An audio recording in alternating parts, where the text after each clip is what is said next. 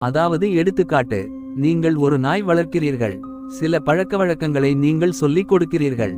நீங்கள் சொல்லிக் கொடுப்பதை புரிந்து கொண்டு அதற்கு ஏற்ற மாதிரி நாய் செயல்படுகிறது. இதுவே பரிணாம வளர்ச்சி. அந்த நாய்க்கு நீங்கள் அடுத்த பிறவி மனித பிறவியாக பிறக்கிறதுக்கு உதவுகிறீர்கள். ஏனென்றால் அது ஒரு புரிதல் தன்மையை வளர்த்துக் கொள்கிறது. இதேபோல் நான்காவது பரிணாமத்தில் இருக்கும் கிரகங்கள், நட்சத்திரங்கள் நமக்கு உதவுகிறது. அங்கு வாழும் சூழலுக்கு ஏற்ற மாதிரி நமக்கு புரிதல் தன்மை கொடுக்கிறது. இங்கு உடலில் வாழும் ஆன்மா தான் பரிணாம வளர்ச்சி அடையும். உடல் பரிணாம வளர்ச்சி அடையாது. உடல் என்பது ஒரு சட்டை போல், அதை கழட்டி போட்டுட்டு அடுத்த உடலுக்கு சென்று விடும்.